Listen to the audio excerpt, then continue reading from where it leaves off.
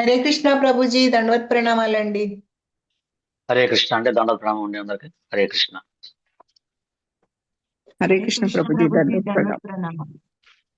హరే కృష్ణ ప్రభుజీ, దండవత్ హరే కృష్ణ ప్రభుజీ, హరే దండవత్ కృష్ణ ప్రణామాలు. ప్రభుజీ, దండవత్ ప్రణామాలు.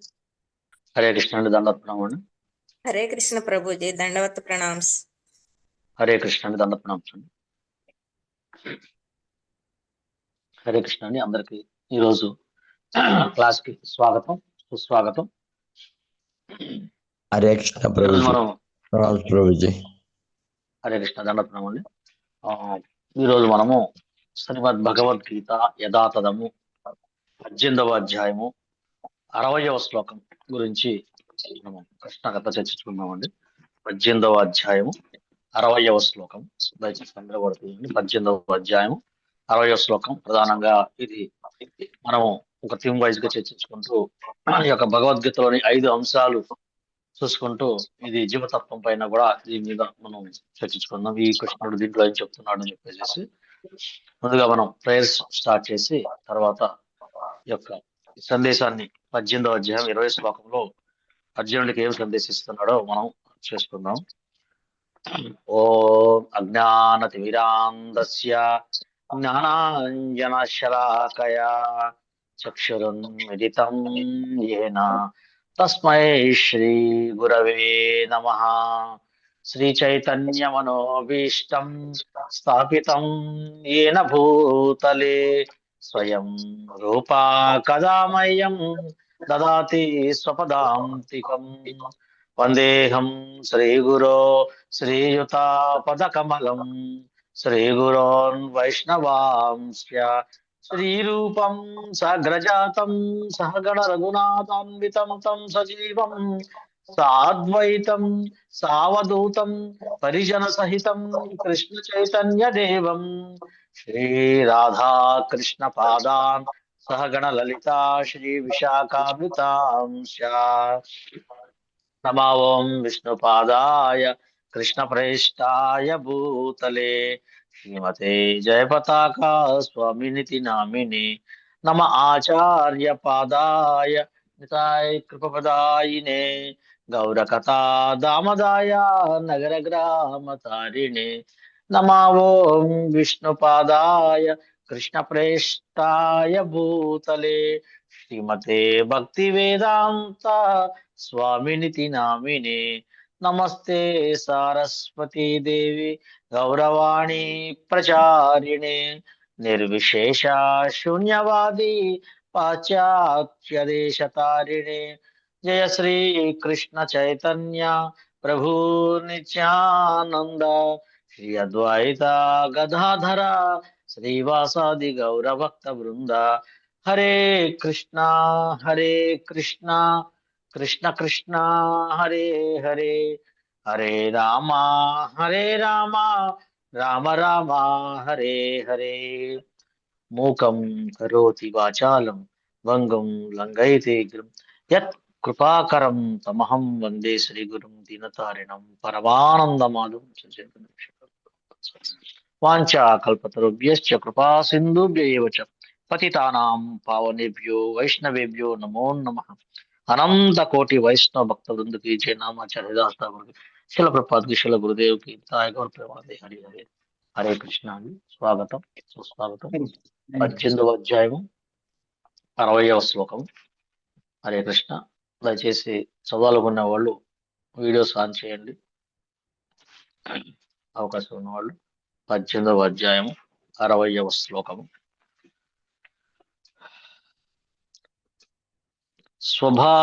స్వభావజేన కౌంతేయ నిబద్ధః స్వేన కర్మణా కర్తుం నేచ్చసి యన్మోహాత్ కరిష్యస్య వససోపి తత్. స్వభావజేన కౌంతేయ నిబద్ధః స్వేన కర్మణా కర్తుం నైచ్చసి యన్మోహాత్ కరిష్యసి అవసపి తత్.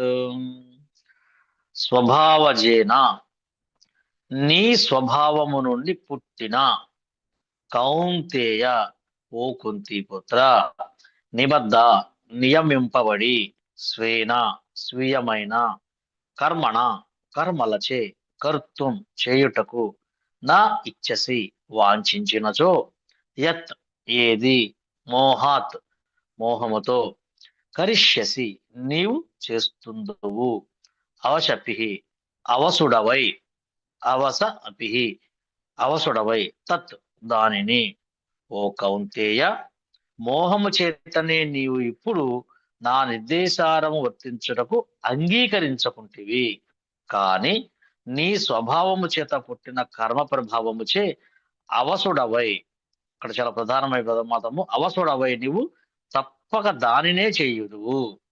భక్తి వేదాంత భాష్యము.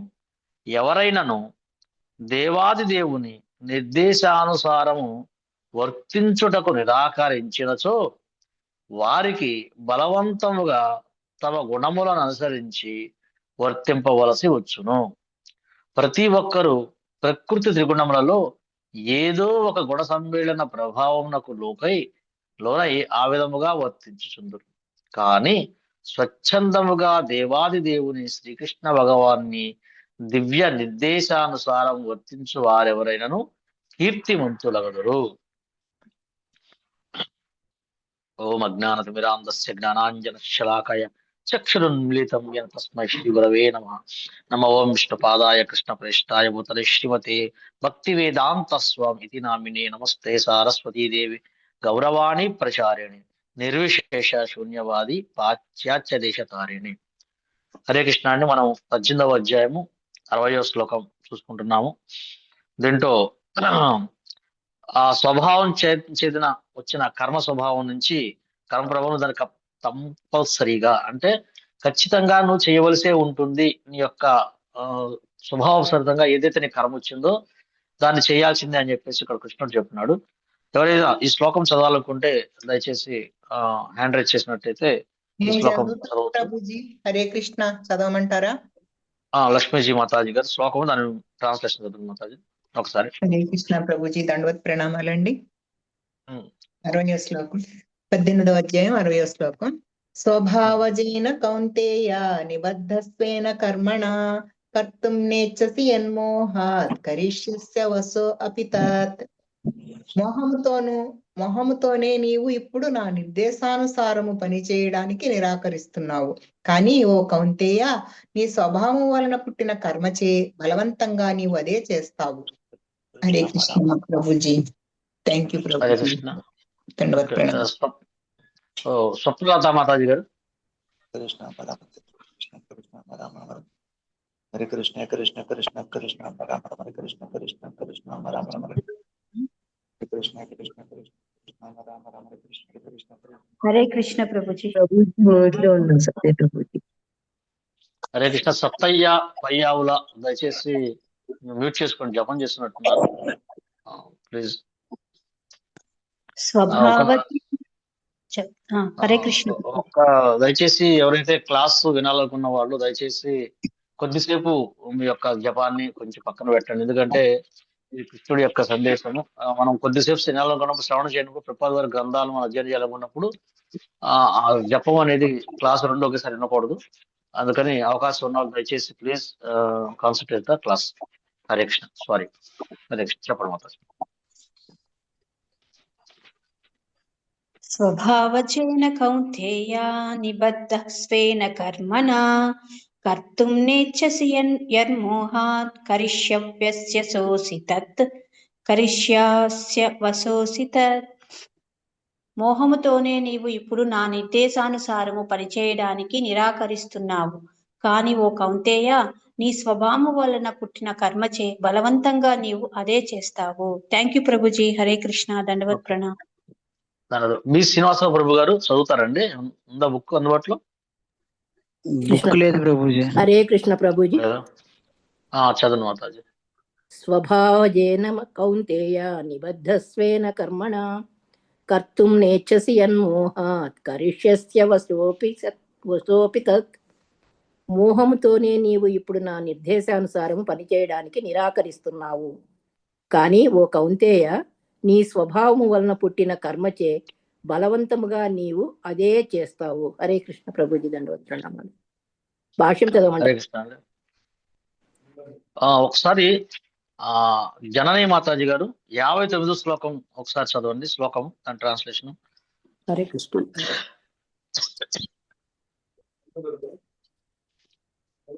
యదహంకారమాశ్రిత్య నాయోచ్చ ఇతి మన్యసే మిథ్యైష వ్యవసాయస్తే ప్రకృతిస్త్వం నియోక్ష్యతి. భావము: ఒకవేళ నా నిర్దేశానుసారము వర్తింపక మిథ్యాహంకారముతో యుద్ధము చేయుటకు నిరాకరించినచో నీవు పెడద్రోవ పట్టిన వాడగుదువు. నీ స్వభావమును అనుసరించి నీవు యుద్ధంలో నెలకొనవలెను. హరే కృష్ణ ప్రభుజీ, ధన్యవాదాలు. హరే కృష్ణ, దండప్రణామం. ఇంకా ఎవరైనా చదవాలనుకుంటున్నారండి? దయచేసి వీడియో ఆన్ చేస్తే వాళ్ళకి అవకాశం ఉంది. చదవాలనుకుంటే దయచేసి చదవాలనుకున్న వాళ్ళు వీడియోస్ ఆన్ చేయండి. ప్రతిరోజు ఈ 4 మాత్రమే వస్తున్నారు మాతాజీలు. ప్రభు ఇంకా ఎవరు కుదరట్లేదా ఇంట్రెస్ట్? అందరూ మనం ఒకళ్ళు ముందుకు వస్తుంటేనే దాంట్లో అవకాశం ఉంటుంది. ఓకే,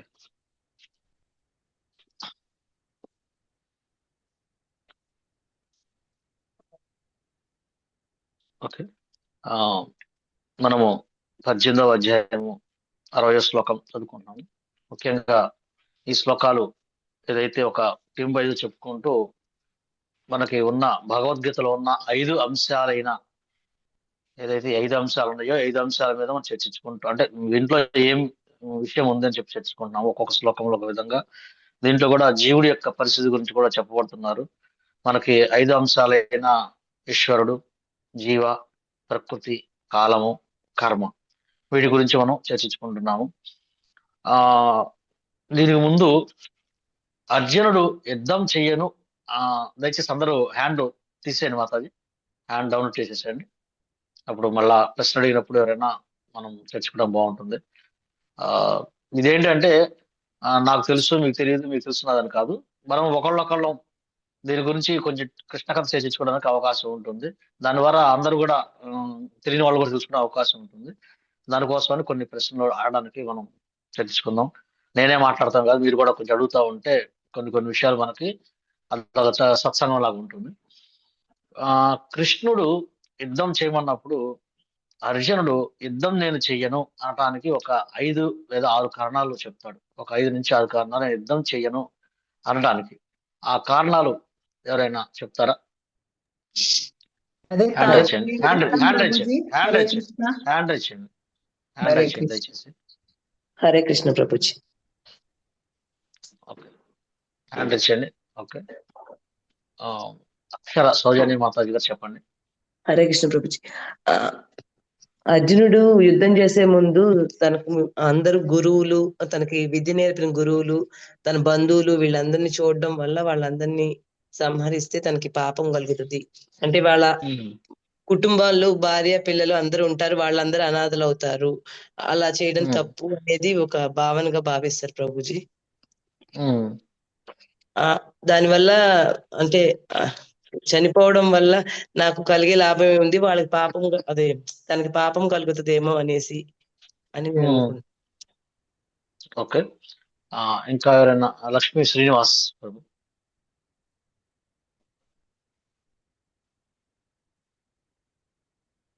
లక్ష్మీ శ్రీనివాస్ ప్రభు హ్యాండ్ రైజ్ చేశారు, చెప్తారు ఇంకేమన్నా? హరే కృష్ణ ప్రభుజీ. సార్ అంటే అందరూ చనిపోయిన తర్వాత ఆ వచ్చే రక్తభూమిని పాలించడము శ్రేయస్కరం కాదు. ఎవరు లేకుండా నా సంతోషాన్ని పంచుకోవడానికి నేను దీంతో నేను అనుభవించలేను అనేది ఒకటి చెప్తాడు. తర్వాత అందరూ చనిపోయిన తర్వాత ఎవరు ప్రతి ఒక్కళ్ళు కూడా ఇంటికి మొగదిక్కు లేకుండా అయిపోతారు కాబట్టి వాళ్ళ పిల్లలు కానీ భార్యలు కానీ అనాథలు అవుతారు. అటువంటి భావనలో చేసినప్పుడు ఎవరు కూడా సరి అయిన అంటే ఈ అత్యాచారాలు అవి జరిగి కుటుంబాలు పురోగతిని చెందలేవు. మంచి పౌరులు వృద్ధి కావడానికి కూడా అవకాశం ఉండదు. కాబట్టి అటువంటి పరిస్థితిని ఎదుర్కోవాలని నేను అనుకోవడం లేదు. మీరైతే మీరు మీ గురువులతో శిష్యులతో అట్లా చేయగలుగుతారా అనేటట్లుగా మాట్లాడతారు Prabhuji. Hare Krishna. Okay, thank you. Soumya Narendra, అది మాతాజీనా ప్రభు హరే కృష్ణ ప్రభుజీ. అడవులకి వెళ్ళిపోతాను, నేను ఈ యుద్ధం చెయ్యను అంటూ ఉంటాడు అర్జునుడు. ఇవన్నీ పాప కార్యాలలో నేను ఉండటం నాకు వల్ల కాదు, నేను అడవులకి వెళ్ళిపోయి అక్కడే సన్యాసం చేసుకుంటాను అనుకుంటూ అంటాడు. భిక్షాటన చేసుకొనైనా బతుకుతాను కానీ ఇటువంటి రక్తపు కూడా నాకు అవసరం లేదు అంటాడు. Okay, thank you. రకరకాలుగా అందరూ మీ అభిప్రాయాలు చెప్పారు. దయచేసి హ్యాండ్ డౌన్లోడ్ చేసేయండి. ఏంటంటే ముఖ్యంగా 5 లేదా 6 సమస్యలని ఆయన ఎత్తి చూపిస్తాడు అన్నమాట. మొట్టమొదటిగా అందరూ ఒక్కొక్కటి చెప్పారు. ముఖ్యంగా ఏంటంటే అతనికి జాలి కలుగుతుంది. మొదటి అతను చెప్పిన రీజన్స్ ఏంటంటే, అర్జునులు వారు చెప్పిన రీజన్స్ ఏంటంటే జాలి కలిగింది, ఫస్ట్ పాయింట్. రెండో పాయింట్, నాకు పాపం వస్తుంది. ముందు వీళ్ళు చెప్పటం వలన. తర్వాత ఏంటంటే ఈ విధంగా చేయటం వల్ల ఏదంటే ముందు తరాలలో పిండోదక క్రియలు ఆగిపోతాయి, ఇంకా పిండం పెట్టే వాళ్ళు కూడా ఉండరు. తర్వాత స్త్రీలు పతితులు అవుతారు, ఈ ఎవరైతే ఉన్నారో వాళ్ళందరూ కూడా పతితులు అవుతారు అని చెప్పేసి అలా చెప్తారు. తర్వాత ఏంటంటే ఇంకోటి ఏంటంటే ముఖ్యంగా అతను ఏమి చెయ్యాలో నిశ్చయించుకోలేకపోతాడు, అనిశ్చయతత్వం అన్నమాట. ఇట్లా కొన్ని ప్రధానమైన కారణాలు, జాలి కానీ పాపం కానీ మీరందరూ చెప్పారు, ఒక్కొక్కరు ఒక్కొక్క కారణం కరెక్టే. అట్లాగే ఈ పిండోదక క్రియ ఆగిపోవటం అనేది, తర్వాత ఈ మీరు చెప్పినట్టుగా స్త్రీలు పతితులు అవుతారు అనేది ఒకటి. ఉత్తమ సంతానం రాదు, వాళ్ళు పోషించే వాళ్ళు ఉంటారు కాబట్టి. ఆ తర్వాత నేను ఏం తెలుసుకోలేకపోతున్నానని చెప్పేసి చెప్తున్నాడు. అక్కడ తర్వాత చెప్పింది, నీకు శరణాగతి పొందాను అని చెప్పిన తర్వాత కృష్ణుడు కొంచెం అర్జునుడిని మందలిస్తాడు బాగా. నీకు ఎక్కడి నుంచి వచ్చింది నీ కల్మషము, నువ్వు ఒక ఇలా మాట్లాడకూడదు, ఒక ఆర్యుడిలాగా మాట్లాడలేకుండా అనార్యుడిలాగా మాట్లాడుతున్నావు అని చెప్పి స్వామి కొద్ది కఠినంగా మాట్లాడుతూ, ఎప్పుడైతే శరణాగతి పొందిన తర్వాత, ఈ పాయింట్ మనం గుర్తుపెట్టుకోవాలండి, శరణాగతి పొందిన తరువాత మాత్రమే కృష్ణుడు మాట్లాడటం మొదలుపెట్టాడు. అప్పుడు దాకా మాట్లాడలేదు, కేవలం వింటున్నాడు అనమాట. ఈ శ్లోకంలో మనం చూసుకున్నట్లయితే ఇంతకుముందు శ్లోకంలో మనం 59 శ్లోకం చూసుకుంటే, ఒకవేళ నా నిర్దేశానుసారం వర్తించక మిథ్యా అహంకారంతో, అంటే ఫేక్ ఐడెంటిటీ తోటి గనక, అంటే నీ సొంత వాటితోటి యుద్ధము చేయటానికి నిరాకరిస్తే నీవు పెడదోవ పట్టిన వాడవుతావు, తప్పు మార్గంలో వెళ్తావు. నీ స్వభావం అనుసరించి నువ్వు యుద్ధంలో నెలకొనవలసిందే. ఎందుకంటే అర్జునుడు స్వభావరీత్యా క్షత్రియుడు. మనకి ఒక్కొక్క స్వభావం ఒకటి జన్మ తరహా, కొంతమందికి కొన్ని స్వభావాలు వస్తాయి. ఆ స్వభావం అనుసరించి వారి కర్మల్ని చేయవలసి ఉంటుంది. ఆ స్వభావాన్ని దాటి మనము వేరే దాంట్లోకి వెళితే అదేమవుతుందంటే అప్రదిష్ట పాలవుతుంది, నువ్వు సరిగ్గా చేయను రేవు. ఇప్పుడు ఇక్కడ చెప్పడానికి ఒక కారణం ఏంటంటే, అర్జునుడు ఆయన సన్యాసం తీసుకొని వెళ్ళాలి, నేను ఇంతమంది చెప్పలేను, సన్యాసం తీసుకొని వెళ్తాను అని చెప్పి, ఒకవేళ సన్యాసం తీసుకున్నాడు అనుకోండి, అంటే భిక్షాటన చేయటం మొదలుపెట్టాడు అనుకోండి, భిక్షాటన చేసి జీవితాన్ని కొనసాగించాలనుకున్నారు.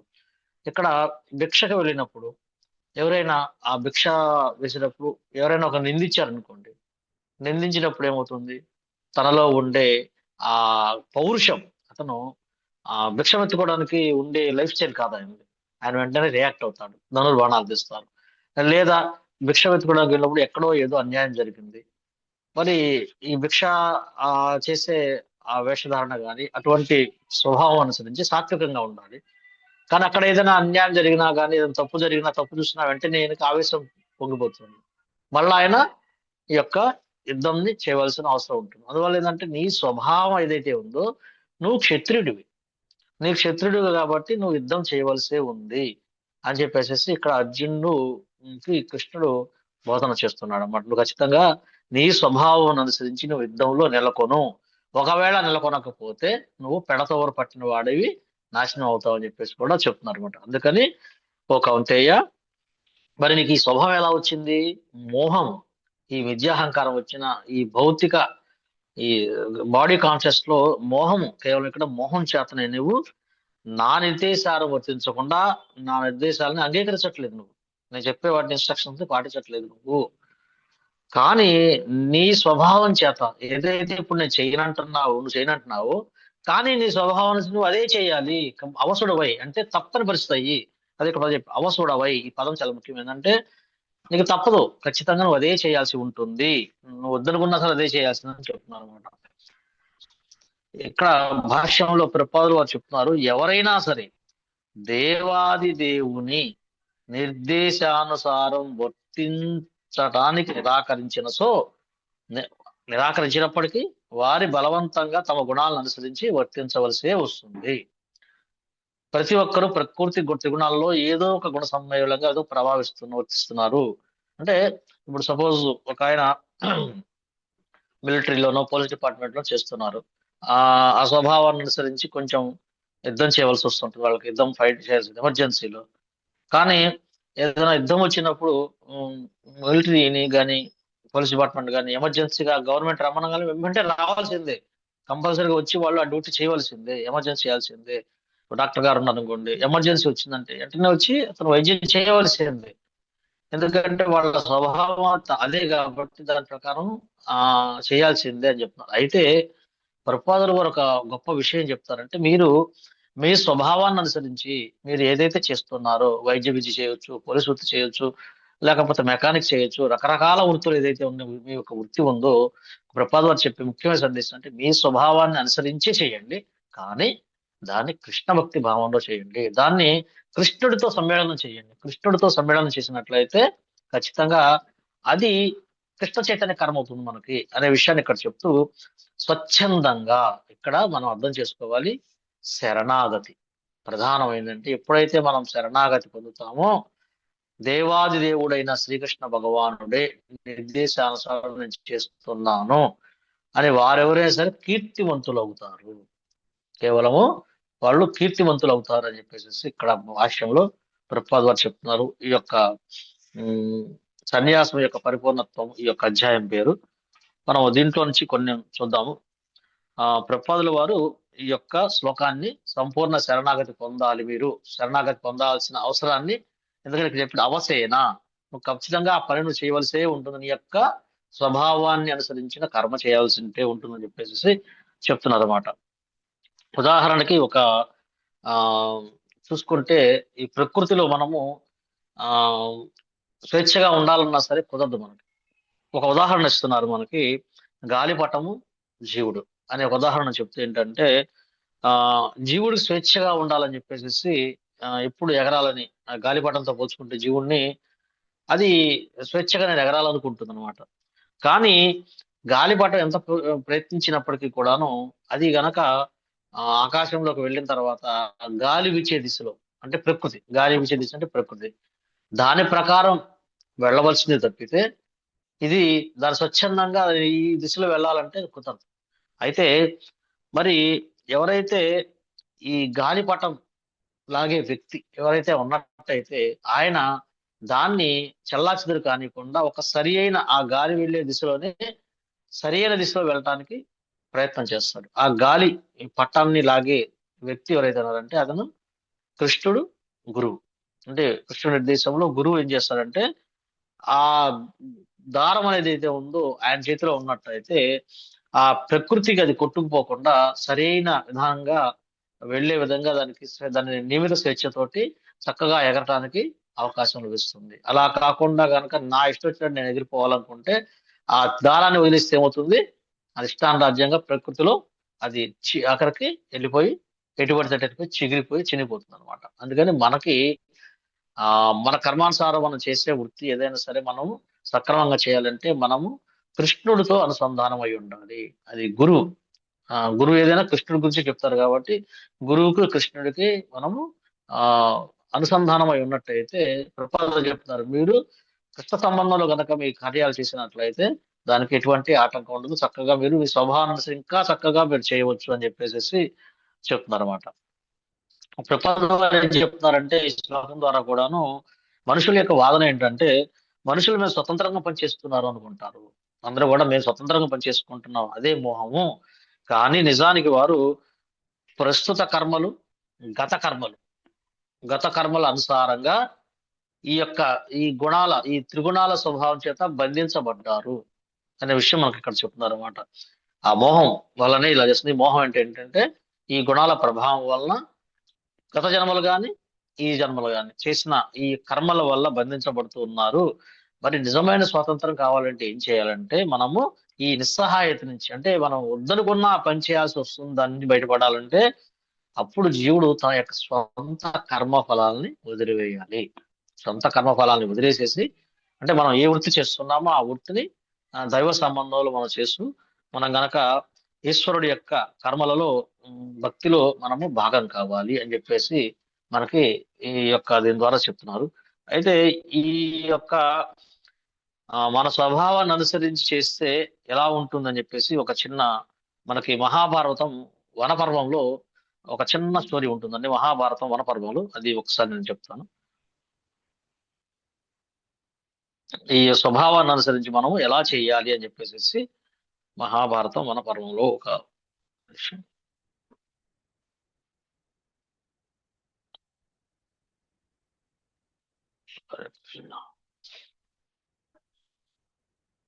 అది ఒక ధర్మవ్యాధుడు అనే ఒక వ్యక్తి గురించిన విషయాన్ని ఇక్కడ మనకి చెప్తున్నారు. ధర్మవ్యాధుడు అని చెప్పేసి ఒక వ్యక్తి ఉంటాడు. ఆయన స్వభావాన్ని అనుసరించి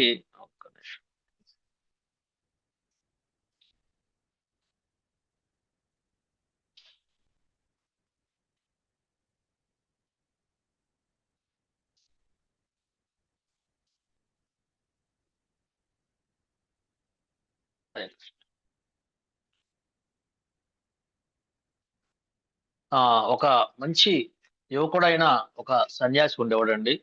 ఆయన ఏం చేస్తారంటే చాలా తపస్సు చేసేవాడు, చాలా తీవ్రమైన తపస్సు చేసేవాడు. హరే కృష్ణ, నా మాట అర్థమవుతుందండి? వినబడుతుంది Prabhuji. Hare Krishna. Okay, thank you. ఈ యువకుడైన సన్యాసి చాలా తపస్సు అయితే చక్కగా తపస్సు చేసేవాడు. నేను తపస్సు చేసుకున్నానని, బాగా తపస్సు చేస్తున్నాను, నాకు ఎన్నో శక్తులు ఉన్నాయని కొద్దిపాటి మనకున్న ఈ ప్రకృతి స్వభావాలు ఏంటంటే కొద్దిగా ఏదైనా రాగానే నా అంత తోడు లేదని చెప్పేసి సహజంగా వచ్చేస్తుంది. ఈ యొక్క అటవీకి వెళ్ళి కఠినమైన తపస్సు చేసి కొన్ని శక్తుల్ని సంపాదించాడు. మనం చూస్తున్నాం అష్టసిద్ధులు, అణిమ, గరిమ, మహిమ, లగిమ, ఈ అష్టసిద్ధులు ఏదో ఉన్నాయో కొన్ని శక్తులు సాధించాడు అన్నమాట. అయితే ఆయన ఏం చేస్తారంటే ఒకరోజు చెట్టు కింద కూర్చొని తపస్సు చేస్తున్నాడు. తపస్సు చేస్తున్నప్పుడు అనుకోకుండా అక్కడ ఏమైందంటే ఒక కొంగ అతని మీద రెట్ట వేసింది. రెట్ట వేయగల వెంటనే నా తపస్సును అపవిత్రం చేస్తావా లేకపోతే నన్ను మీద అని చెప్పేసి ఆ కొంగ పట్ల ఇలా చూశాడు. ఇలా చూసిన తర్వాత ఆ చూపుకి కొంగ భస్మం అయిపోయింది అనమాట. భస్మం అయిపోగానే ఆహా, నాకు ఎంత తపశక్తి, నా చూపుకి ఎంత పవర్ ఉందని చెప్పేసి నేను ఎంత శక్తివంతుణ్ణి, నాకు మించిన శక్తివంతుడు ఎవరూ లేదని చెప్పేసి ఆయనకి చాలా ఒక కొంగను కూడా చంపేయగలిగాను నేను అని చెప్పి కొద్ది అహంకారం కలిగింది అనమాట. అహంకారం కలుగుతూ మనిషి అట్లా విధంగా ప్రతిరోజు ఆయన చేస్తున్నాడు. ఒకరోజు తర్వాత రోజు ఏం జరిగిందంటే ఒక ఇంటికి వెళ్ళి భిక్ష అడిగాడు అనమాట. ఆ ఇంటి వాళ్ళు ఏం చేస్తుందంటే తన భర్తకి సేవ చేస్తూ ఆ భిక్ష తీసుకొని రావడం కొద్దిగా ఆలస్యమైంది అనమాట. ఆలస్యం అవడం వల్ల ఆయనకి చాలా చిరాకేసేసింది, చాలా ఆలస్యమైంది అనమాట. సన్యాసి కోపంగా ఆ స్త్రీ ధర్మపత్ని వైపు, ఆమె వైపు సీరియస్ గా చూశాడు అనమాట. ఆ కొంగ ఎలా చూశాడో ఆయన చూశాడు అనమాట. చూసిన తర్వాత ఆమె ఒక మాట అంది, ఏంటంటే స్వామి, నన్ను భయపడటానికి నేనేమి అమాయక కొంగను కాదు, నేనేమి ఆ కొంగను కాదు అని చెప్పేసి అందనమాట. అనగానే ఆయన ఆశ్చర్యపోయాడు. ఎక్కడో అడవిలో జరిగిన ఈ విషయం ఈ యొక్క స్త్రీకి ఎలా జరిగింది, ఈమెకి ఎలా తెలిసిందని చెప్పి ఆయన ఆశ్చర్యపోయాడు అనమాట. ఆమె వెంటనే వినయంగా, అయ్యా మరి ఆయన విషయం అర్థమైంది ఆమెకి. అర్థమయ్యి, అయ్యా నేను ఏం తపస్సు చేయలేదు, నేనేమి, నాకు ఎటువంటి శక్తులు ఏం లేవు అని చెప్పిందంటే, నా స్వభావం ప్రకారం నా ధర్మాన్ని, నా కుటుంబాన్ని పోషిస్తున్నాను, అందువల్ల మీకు కొద్దిగా ఆలస్యం అయింది. అందువల్ల మీకు దీని గురించిన ఇంకా జ్ఞానం కావాలంటే, దీని గురించి సమాచారం కావాలంటే మీరు ధర్మవ్యాధుడు అని చెప్పేసి ఒక షాప్ సెల్లర్ ఉన్నాడు, సెల్లరు, ఆయన దగ్గరికి వెళ్ళి మీరు అడగండి అన్నాడు. ఆయన ఆశ్చర్యపోయి తనకి ఎలా వచ్చింది మీకు శక్తి అని చెప్పేసి వెళ్ళాడు అనమాట. వెళ్ళిన తర్వాత ఆ యొక్క ప్రాంతానికి వెళ్ళినప్పుడు ఆమె చెప్పిన ధర్మవ్యాధుడు అనే వ్యక్తి ఏం చేస్తున్నాడు అయ్యా అంటే ఆయన మాంసం దుకాణం నడుపుతున్నాడు. మాంసం కొడుతూ ఉన్నాడు అనమాట. మాంసం కొడుతుంటే ఆయన మాంసం కొట్టే విధానం చూడగానే వ్యాపారం చూసి సన్యాసి చాలా అలర్జీగా అసహించుకున్నాడు అనమాట. అసహించుకొని ధర్మవ్యాధుడు ఎవరైతే ఆ మాంసం వ్యాపారి ధర్మవ్యాధుడు ఎవరైతున్నారో ఆయన సన్యాసిని చూడగానే ఏం స్వామి ఆ ఇల్లాలు మీ దగ్గరికి పంపించిందా ఈ యొక్క నా దగ్గరకు వెళ్ళమని చెప్పేసి అన్నాడు అనమాట. ఆ సన్యాసి ఆశ్చర్యంతో చూశాడనమాట. అదేంటి వీళ్ళకి ఎలా తెలిసింది ఇలాగని చెప్పేసి. నువ్వు సన్యాసి ఆశ్చర్యంతో నువ్వు చేస్తున్న పని ఏంటి, చాలా హింసతో కూడిన పని చేస్తున్నావు, నువ్వు ఎంత హింసాయుతమైన పని చేస్తున్నావు, కానీ నీకు ఎంత జ్ఞానం ఎట్లా వచ్చింది, ఇంత శక్తి ఎలా వచ్చింది నీకు అని చెప్పేసి అప్పుడు ఆయన అడిగాడు ధర్మవ్యాధుడికి. ధర్మవ్యాధుడికి ఇలా సమాధానం చెప్పాడు. స్వామి, ఇది నా స్వభావము. నాకు తండ్రి గారి దగ్గర నుంచి ఈ యొక్క వ్యాపారం వచ్చింది. నేను ఇది కాకుండా ఇది వద్దని చెప్పేసి నేను వేరే దగ్గరికి వెళ్ళినట్టయితే నా మనసంతా దీని మీదే ఉంటుంది, వ్యాపారం మీదే ఉంటుంది. నేను అడవికి వెళ్ళినా సరే నా మనసంతా కూడా ఈ పనుల చుట్టూ తిరుగుతుంది. అందువల్ల నేను నా యొక్క పెద్దవారిని సంప్రదించినప్పుడు నీ వృత్తిని ధర్మబద్ధంగా చేసేసి అది మెల్లమెల్లగా దాని నుంచి ఒక్కసారిగా మానేయకుండా ముందు వారి యొక్క నిర్దేశానుసారంగా నేను ఇది చేస్తున్నాను, నా వృత్తిని చేస్తూ నేనేది దీని ఫలితాలను నేను స్వీకరించటం లేదు, నేను స్వీకరించకుండా దీని యొక్క ఫలితాన్ని నేను భగవంతుడికి అర్పిస్తున్నాను, నా పనిని భగవంతుడి అర్పణగా చేస్తున్నాను, నేను ఎవరిని మోసం చేయట్లేదు, నాకు ఇచ్చిన వంశాచారం ప్రకారం నా తల్లిదండ్రులు నేను దైవంగా భావిస్తాను, నా స్వభావానికి కట్టుబడి ఉంటూనే అహంకారం పనిచేయటం వల్ల అహంకారం లేకుండా పనిచేయటం వల్ల నాకు జ్ఞానం అనేది వచ్చింది అని చెప్పేసి ఆ యొక్క ధర్మవ్యాధులు చెప్పిన తర్వాత ఆయన ఆశ్చర్యపోయేమాట. అంటే మనము అహంకారం అనేది ఉండకూడదు, జ్ఞానంలో తపస్సు వచ్చినప్పుడు కానీ శక్తులు వచ్చినప్పుడు కానీ అహంకారంలో ఉండకూడదు, మన స్వభావాన్ని అనుసరించి. అంటే ఇప్పుడు ఆయన చెప్పారని చెప్పేసి ఇది ఒక ఉదాహరణ కోసం చెప్తారు, అంతేగాని మనం ఇప్పుడు అటువంటి పనులు చేయడానికి అవకాశం లేదు. కొన్ని ఉదాహరణ కూడా చేస్తూ ఈ విధంగా చేస్తూ ధర్మ విధంగా చేసేవాళ్ళు ఉన్నారని చెప్పేసి కొన్ని కఠినమైన వాటికి చెప్తూ ఉంటారు అన్నమాట. అట్లాగా ఈయన చెప్పారన్నమాట. మరి ఈ కథలో మనం ఈ యొక్క ధర్మవ్యాధుల ద్వారా మనం ఏం తెలుసుకోవచ్చు? స్వభావం అంటే ఏంటి? సన్యాసి స్వభావం తపస్సు చేయటం, కానీ ఆయనలో అహంకారం ఉంది. వ్యాధుడి స్వభావం మాంసం అవ్వటం, కానీ ఆయనలో భక్తి ఉంది. అందువల్ల మనం ఏం పని చేస్తామన్నామని కాదు, అది ఏ భావంతో చేస్తున్నాం అనేది చాలా చాలా ముఖ్యము.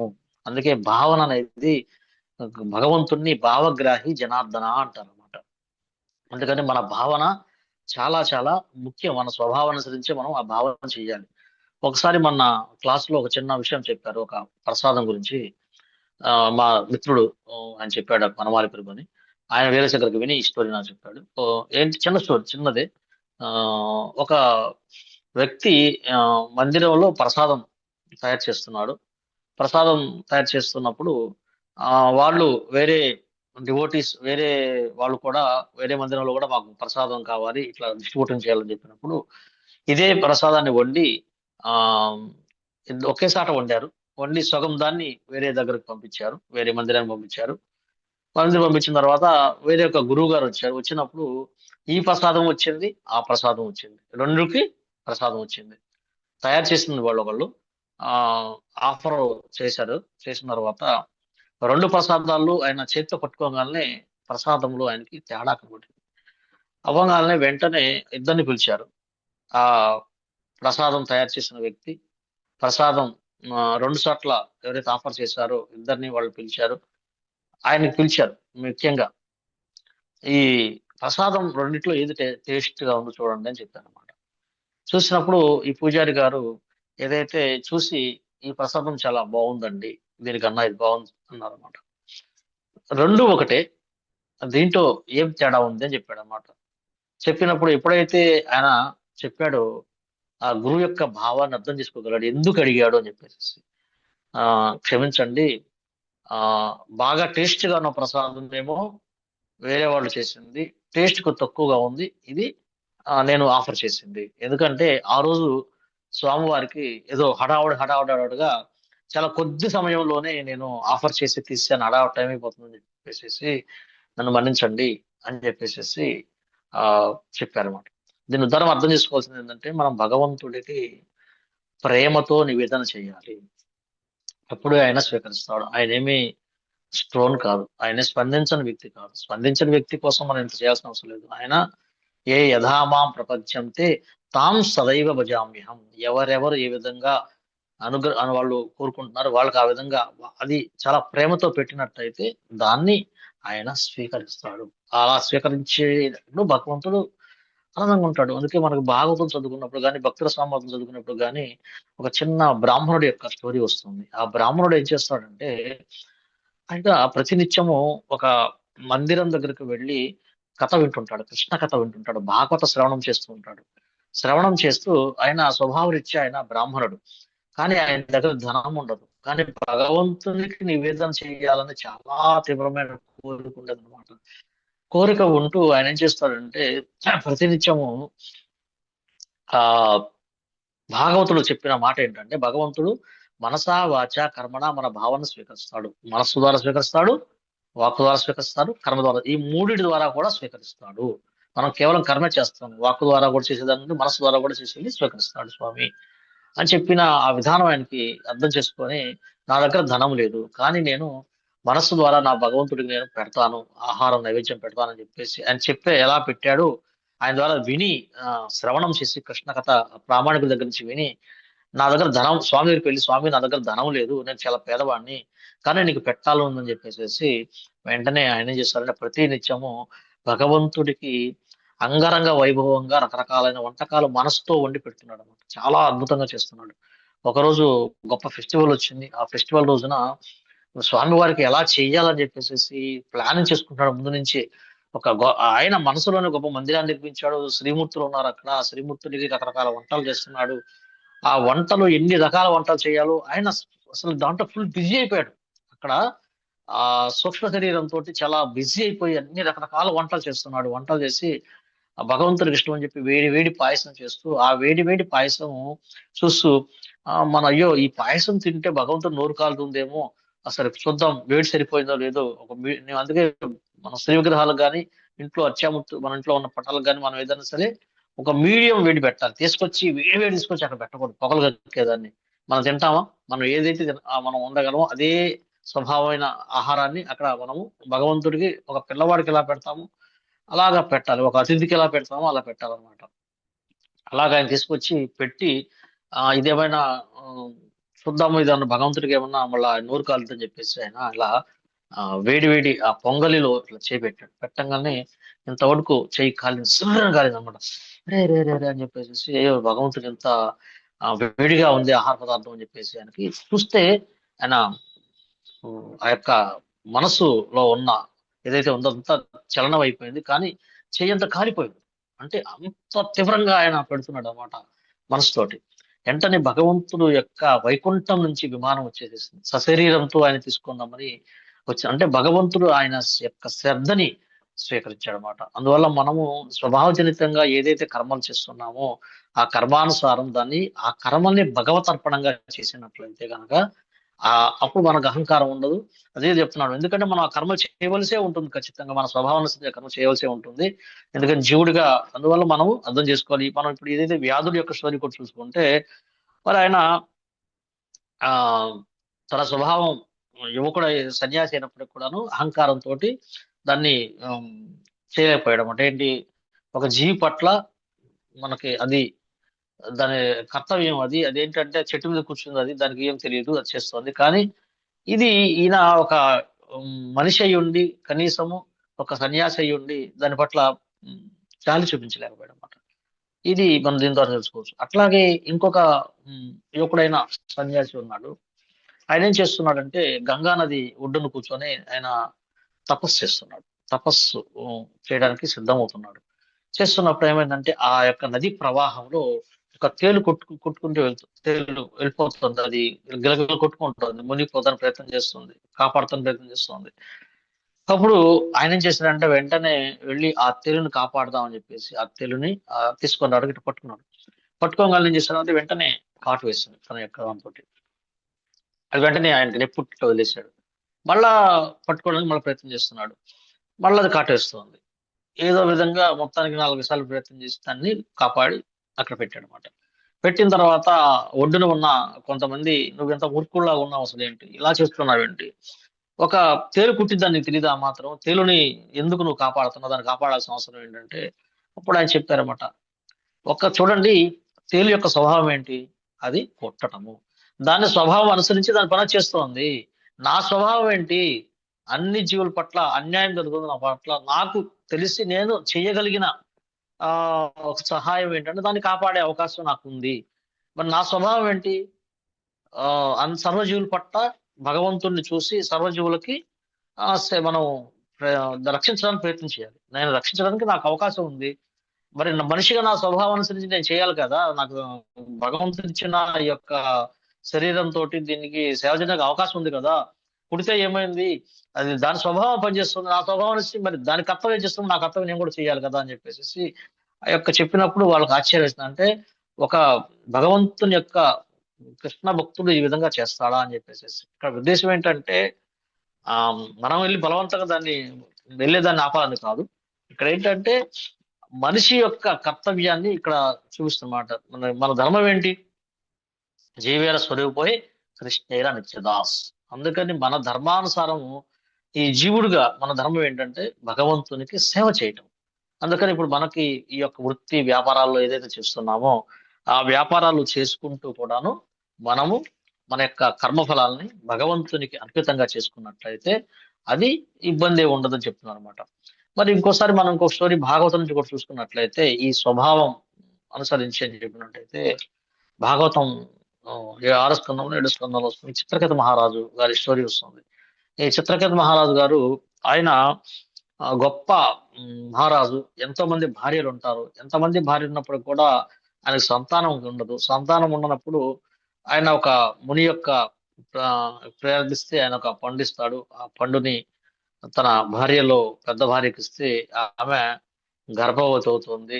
అప్పుడు అయితే ఈ పండు ఇచ్చే ముందే, ఆ యొక్క ప్రసాదం ఇచ్చే ముందే ఆయన చెప్తారు, నువ్వు దయచేసి ఏదైతే నీకు పుత్రుడు కలిగితే నువ్వు ఇంతకన్నా దుఃఖం పొందుతావు, వద్దు, దయచేసి నువ్వు వద్దు, ఇట్లాగే ఉండంటే, లేదు నాకు పుత్రుడు కావాల్సిందే అని చెప్పేసి ఆయన అడగటం వలన సరే ఇచ్చేసేసి ఎప్పుడైతే ఆ పండు తిన్నదో ఆమె గర్భవతి పిల్లవాడిని కలిగిన తర్వాత రాజుగారు కార్యక్రమాలను వదిలేశాడు. ఆ బిడ్డవాడిని లేక కలిగింది కాబట్టి సంతానం ఆయన వైపే చూస్తూ ఆ పిల్లవాడితోనే సంతోషం గడుపుతూ ఉన్నప్పుడు ఈ మిగతా రాణులకి అసూయ కలిగిందండి.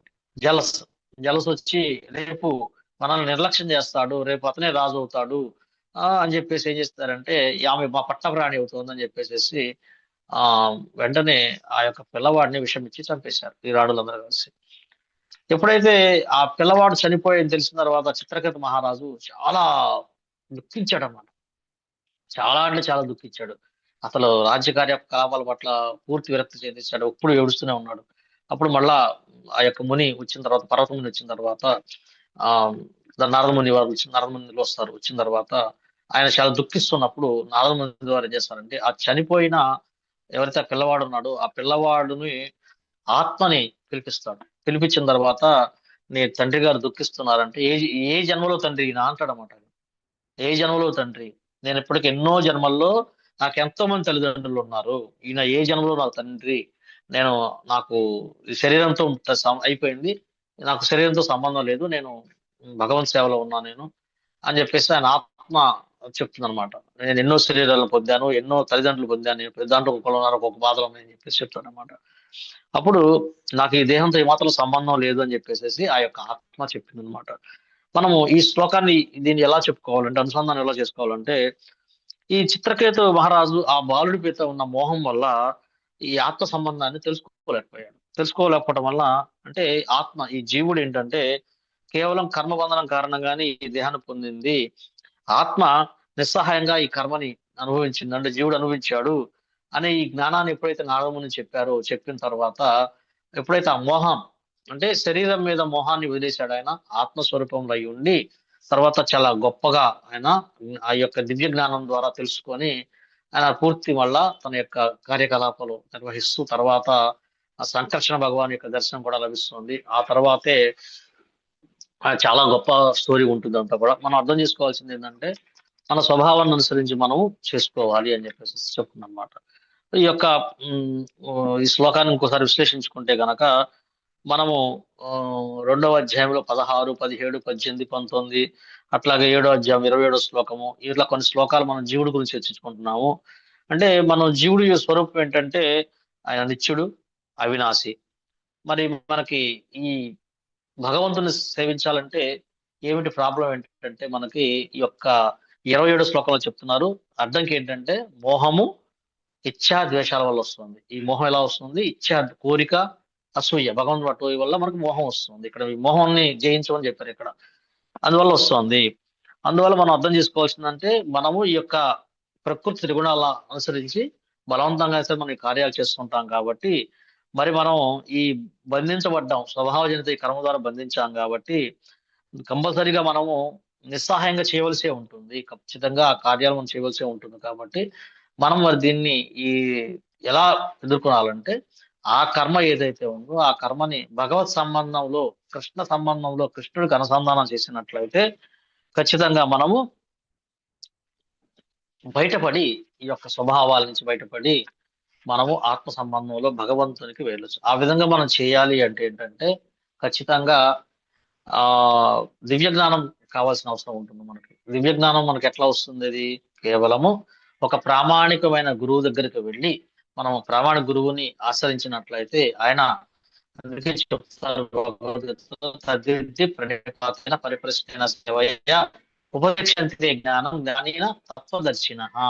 ఆ యొక్క తత్వదర్శి అయిన ఆ ప్రామాణిక గురుదేవులు మనకి ఈ ఉపదేశాన్ని, జ్ఞానాన్ని అందించడం వల్ల మనము ఈ మోహంలో పడకుండా ఈ మన స్వభావాన్ని అనుసరించి ఎలా కర్మ చేయాలో మనం చెప్తాను. అందుకే గురువుది చాలా అవసరం. గురువు లేకుండా మనము ఎగరలేము. ఆ గాలిపటం ఎలాగైతే తన సొంతగా ఎగరాలనుకున్నా ఎగరలేదు.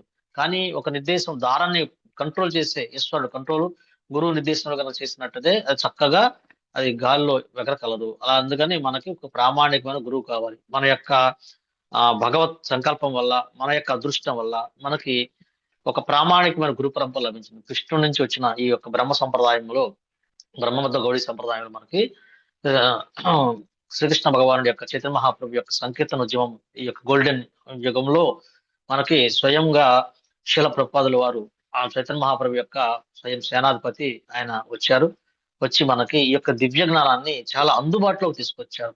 చాలా అందుబాటులోకి మనకి ఏమాత్రం కష్టం లేకుండా ఆయన రాత్రి మగళ్ళు శ్రమించి మనకి అన్ని శాస్త్రాలను శోధించి మనకి ఈ భగవద్గీత చూసినట్టయితే లాస్ట్ పేజీలో ఉంటుంది ఎన్ని శాస్త్రాల నుంచి చూశారని చెప్పేసి చాలా ఎన్నో శాస్త్రాలను ఆయన శోధించి మనకి గ్రంథాన్ని అందించారు అనమాట.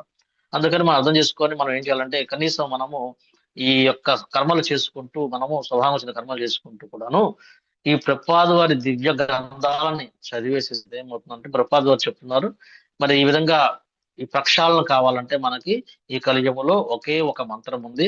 హరేర్నామ హరేర్నామ హరేర్నామ ఇవ కేవలం కలో నాస్తి ఏవ నాస్తి ఏవ నాస్తి ఏవ గతిరన్యత. ఈ కలహాలు కపటాలు కండిన ఈ కలియుగంలో మన ఉదాహరణకి, మనం పవిత్రమవటానికి, మన భగవద్ ప్రేమ లభించడానికి అన్నిటికీ ఒకటే ఒక మందు, ఒకే ఒక మెడిసిన్. అన్ని మనం రకరకాల మెడికల్ షాప్కి వెళ్తే రకరకాల మెడిసిన్స్ ఉంటాయి, కానీ డాక్టర్ గారు ప్రిస్క్రిప్షన్ ఏది ఇచ్చారో ఆ మెడిసినే వాడాలి. అందుకని ఈ కలియుగంలో మనకిచ్చిన చైతన్య మహాప్రభు ఇచ్చిన ఒకే ఒక మెడిసిన్ హరే కృష్ణ హరే కృష్ణ కృష్ణ కృష్ణ హరే హరే హరే రామ హరే రామ రామ రామ హరే హరే. ఈ దివ్య మంత్రమే, ఈ దివ్యనామమే మనకి ఈ కలియుగానికి మనకి ఇచ్చిన మెడిసిన్. అందుకని ఈ మంత్రాన్ని కనుక మనం నిరంతరం జపం చేస్తే చేతోదర్పణ మార్జనం భవమహాదావాగ్ని నిర్వాపణం శ్రేయస్కైరవ చంద్రికా వితరణం విద్యావధూ జీవనం ఆనందాంబుతి వర్ధనం. ఎప్పుడైతే ఈ దివ్యనామాన్ని మనం నిరంతరం జపిస్తూ ఉంటామో, గురువు యొక్క చేయి పట్టుకుంటామో, ఆ గాలిపటం మన యొక్క జీవితం ఈ ప్రకృతి త్రిగుణాలతో బంధించబడిన మనము గురువు యొక్క నిర్దేశంలో మనకు గురువు యొక్క కంట్రోల్ కనుక ఉన్నట్లయితే అప్పుడు ఆటోమేటిక్గా కృష్ణుడు కంట్రోల్ ఉంటాము. అప్పుడు మన యొక్క కర్మలు కానీ మనము ఖచ్చితంగా మనం మోహాల్లో పడకుండా మనల్ని సరైన మార్గనిర్దేశంలో ఆయన చెప్తున్నాడు. కృష్ణుడు బ్రహ్మాండే భ్రమితే చైతన్య మహాప్రభు బ్రహ్మాండే భ్రమితే కోనే భాగ్యవాన్ ఎవరో ఈ బ్రహ్మాండంలో భ్రమించి తిరుగుతూ ఉండే వాళ్ళందరికీ ఎవరో భాగ్యవంతుడికి మాత్రమే ఏం, ఆ యొక్క భాగ్యం వల్ల ఒక గురువు లభిస్తాడు. మనకి ప్రపాదుల వారి వంటి ఆధ్యాత్మిక ఆచార్యుడు మనకు లభించాడు. వారి తర్వాత వారి పరంపర కూడా ఎంతో మంది గొప్ప గొప్ప గురువులు ఉన్నారు మనకి. హిజ్ హోలీనెస్ పరమ పూజ్య జయప్రతాప్ స్వామి గురు మహారాజు, పరమ పూజ్య రాధనాథ్ మహారాజు, లోకనాథ్ మహారాజు, ఇంద్రుడి మహారాజు, ఎంతో ఎంతో ఎంతో మంది గొప్ప గొప్ప మహారాజులు మనకి ఉన్నారు. వీరి యొక్క సాంగత్యంలో మనము ఈ యొక్క కృష్ణ కథని మనం శ్రవణం చేస్తూ ఈ విధంగా గనక తర్వాత వారి మనకి అందుబాటులో ఉన్న భక్తుల మనకి సంరక్షణలో గనక మనం ఈ శ్రవణం చేస్తూ మన కర్మల్ని గనక పవిత్రం చేసుకున్నట్లయితే మనము మోహంలో పడకుండా, మనం ఏదో చెప్పారు ఇక్కడ, ఏదైతే అలా చేయకపోతే నువ్వు పతనం అవుతావు. ఏమిటి పతనం అంటే ఎలా ఉంటుంది? జన్మ మృత్యు జరా వ్యాధి దుఃఖ దోషాన దర్శనం, ఈ యొక్క జన్మ చక్రంలో తిరుగుతూ ఉంటాం మనం. ఆ బ్రహ్మ భువనార్లోక పునరావర్తిను అర్జున మామూపెచ్చ కౌంతేయ పునర్జన్మ నవించతి.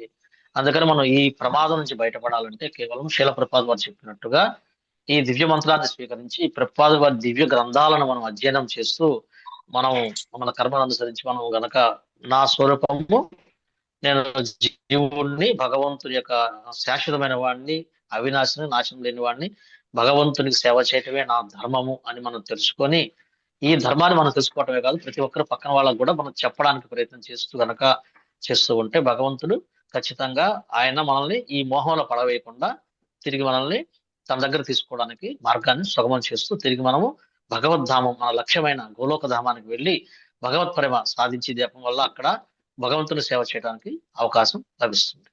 హరే కృష్ణ. ఇది ఈ యొక్క శ్లోకంలోని ఇదండి. ఏదన్నా డౌట్స్ ఉన్నా కానీ, ఏదన్నా ఫీడ్బ్యాక్ ఉన్నా, లేదంటే అర్థం కానీ, ఏమి అర్థమైందో మీకు దీని ద్వారా ఈ శ్లోకం అంటే మనం ఈ శ్లోకం నేర్చుకున్నాము, ఈ చదువుకున్నాము, అధ్యయనం చేసాం, దీని ద్వారా మన జీవితంలో దీన్ని ఎలా అప్లై చేయాలి అనేది మనం చేసుకోవాలి.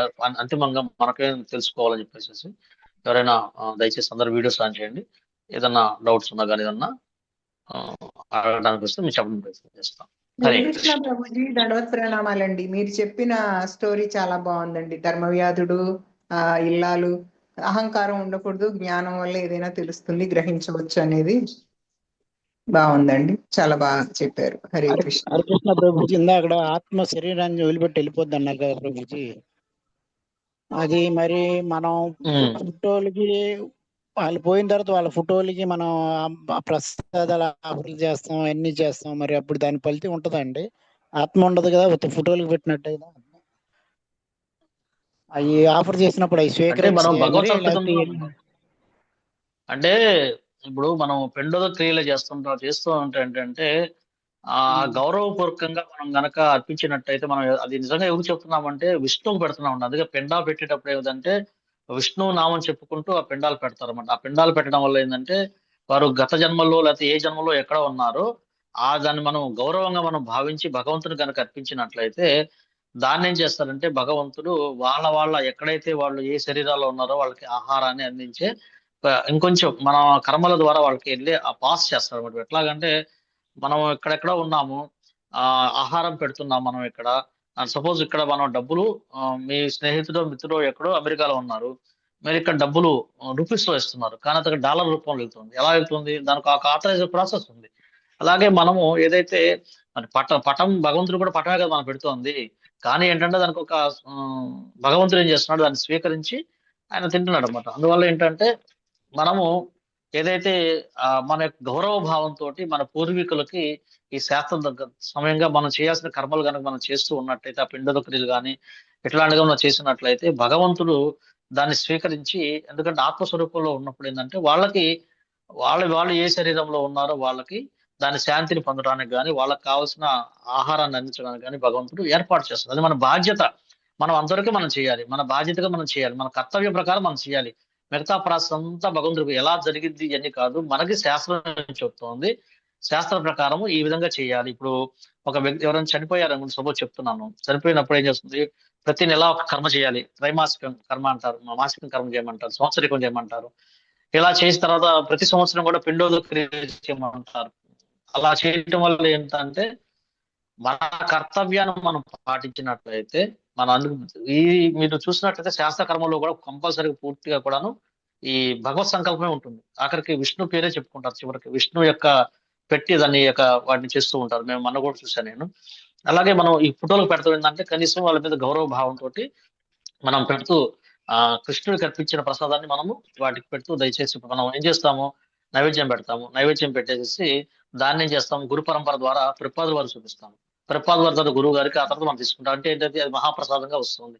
అక్కడ పటం కాదండి, అది వాళ్ళకి మనం ఇచ్చే గౌరవం. అది భగవంతుడి ద్వారా మనం వస్తుంది. ఇదంతా కూడా ఆత్మ సంబంధాలు పెట్టుకుంటే వస్తుంది. ఇది ఏముంది, పటము అంటే అది స్వీకరించదు. కేవలం మనం ఆ విధంగా స్వామి మీరు దయచేసి ఈ ప్రసాదాన్ని స్వీకరించండి, అలాగే నా యొక్క పూర్వీకులు ఎవరైతే ఉన్నారో వాళ్ళకి సరైన ఈ యొక్క ప్రసాదాన్ని మీరు అందించి ఏర్పాటు చేయడం, మనం గౌరవించినట్లయితే అట్లా బాగుంటుంది. అంటే అలాగని నేను విన్నాను. మీరు అడిగిన ప్రశ్నకి నేను చెప్పగలిగానా? అర్థమైంది ప్రభుజీ. అలాగే మనకు కూడా సత్ఫలితం ఏమొస్తుందండి అప్పుడు అలా పెడతాం వల్ల మనకు మంచి జన్మ ఏమండి? వస్తుందా ఏంటి?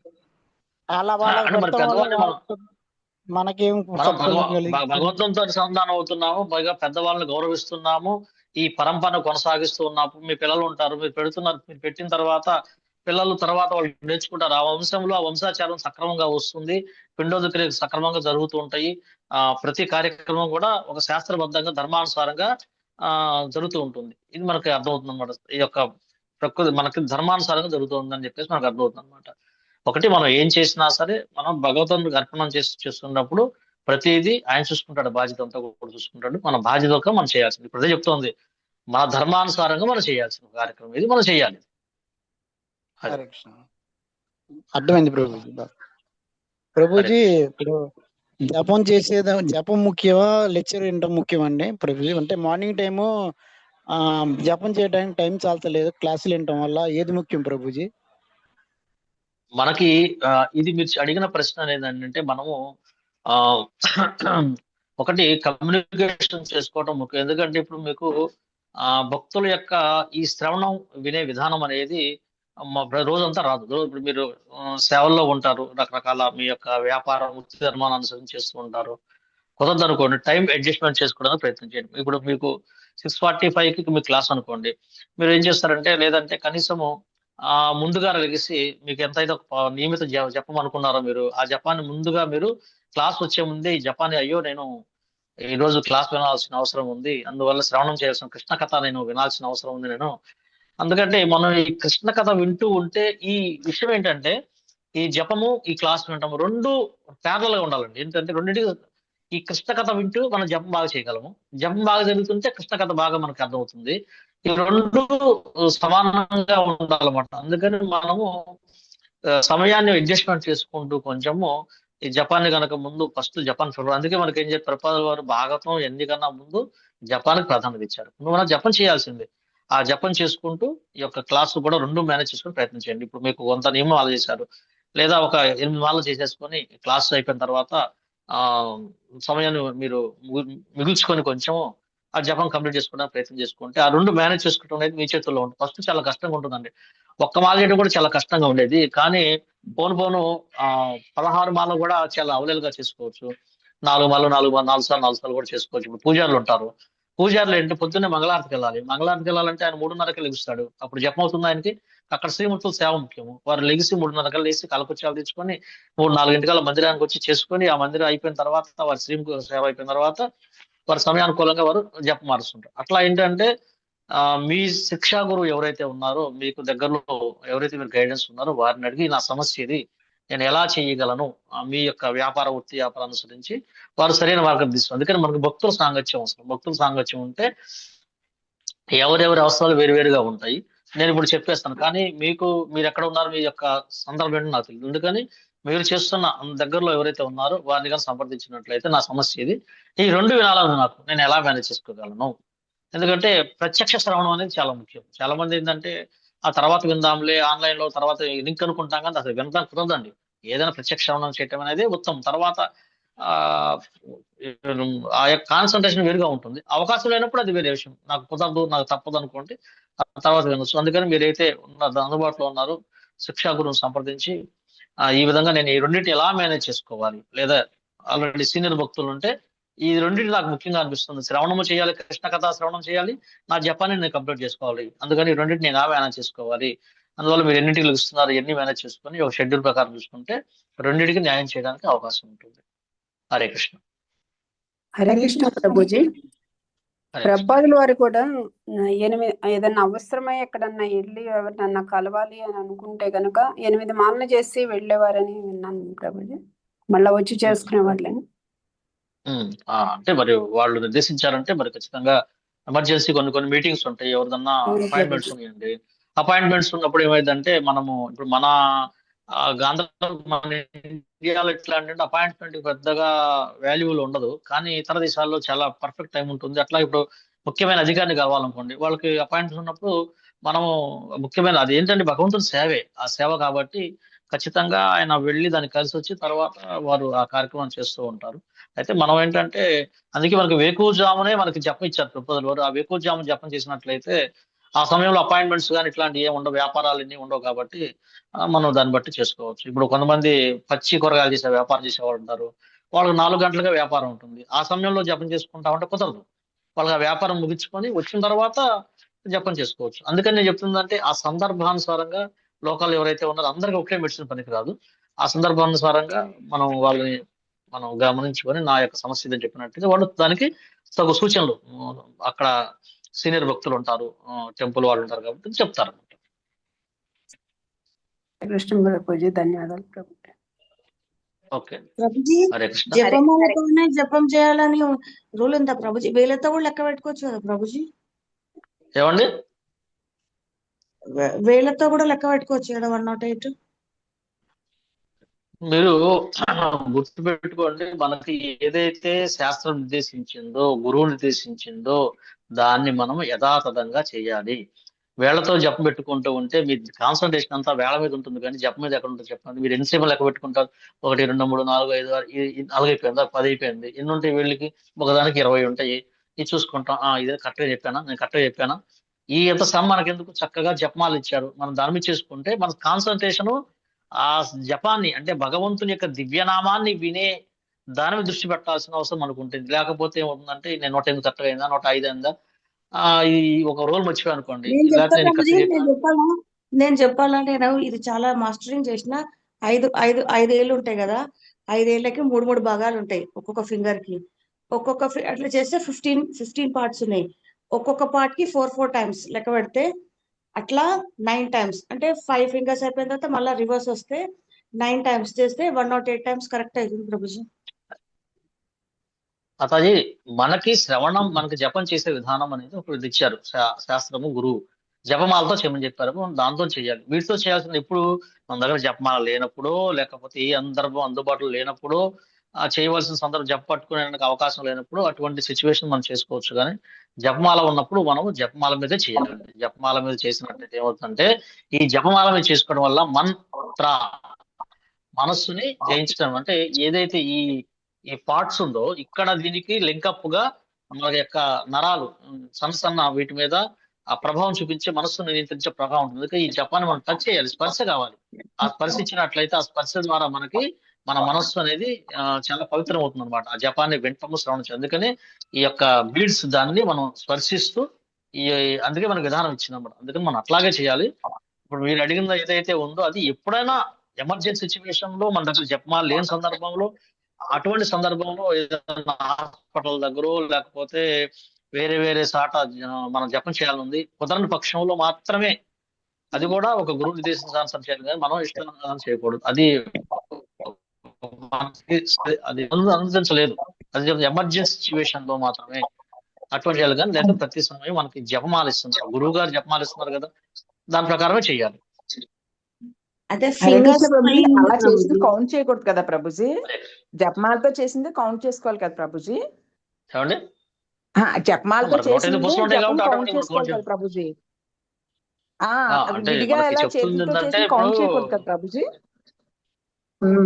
అంటే ఇప్పుడు మనం సపోజ్ దీక్ష తీసుకున్నాం అనుకోండి, దీక్ష తీసుకున్న తర్వాత ఏమవుతుందంటే 16 మాల జపం, నియమిత మాల జపం చేశాం కాబట్టి మనం ఖచ్చితంగా చెప్తుంది ఏంటంటే, ఇప్పుడు కొంతమంది ఏంటంటే నాకు మొన్న డౌట్ వచ్చినప్పుడు ఒక గురు మహారాజు క్లాస్ లో చెప్పారు ఏంటంటే, జపమాల మీద చేసిన మాలలే 16 మాలలు అనేది మీ యొక్క పర్ఫెక్ట్ జపము. మీరు నడుస్తూనో లేకపోతే బండి మీద వెళ్తూనో లేకపోతే ఎక్కడో చేసే జపాన్ని అది పరిగణలో అది ఎగస్ట్రా జపం. మీరు ఎగస్ట్రా చేసే జపము, మీరు ఏదైతే జపమాల చేస్తున్నారో అదే మీరు ఇచ్చిన ఏదైతే వారికి ప్రమాణం చేశారో అది పర్ఫెక్ట్ చెప్పని చెప్పేసి చెప్పారు అనమాట. అందుకని మనము జపమాల మీదే మనం చేసుకోవటం కరెక్ట్. ఇవన్నీ ఎక్స్ట్రా మాలు, ఇవన్నీ కూడా అడిషనల్ గా, ఎందుకంటే మనం ఎప్పుడు కృష్ణ స్మరణ చేయాలి కాబట్టి, కృష్ణ స్మరించుకుంటూ నామాన్ని స్మరించుకుంటూ ఉండాలి కాబట్టి అది అట్లా అడిషనల్ గా వస్తుంది. కానీ ఒకసారి కూర్చోనో నుంచోనో ఒకసారి చేస్తూ జపమాల మీద చేసేదే సరైన జపం అని చెప్పేసి చెప్పబడుతుంది.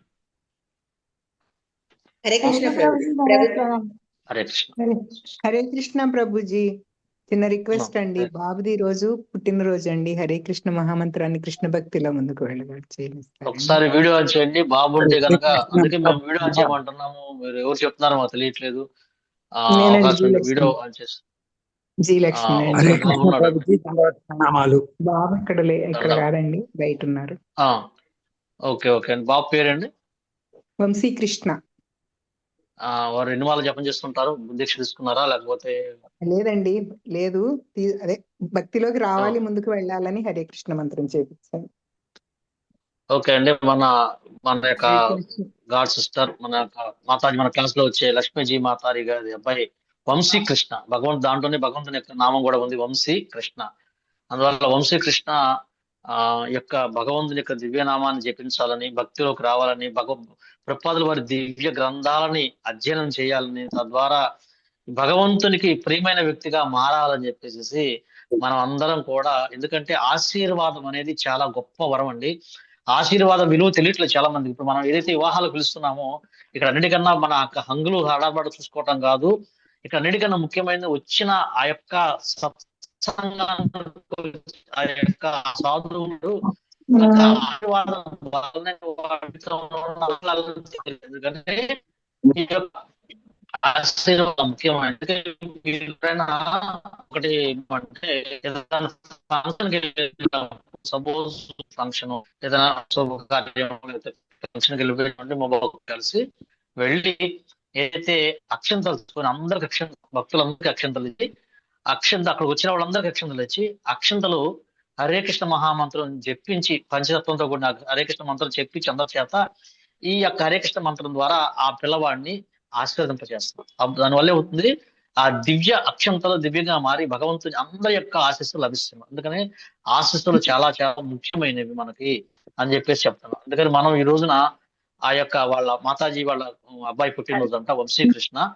అతను భక్తిలోకి రావాలి, కృష్ణ ప్రేమను పొందాలి, జీవుడుగా తన ధర్మాన్ని తెలుసుకుని చేయాలి. కాబట్టి చెప్పండి. హరే కృష్ణ ప్రభుజీ. చెప్పండి.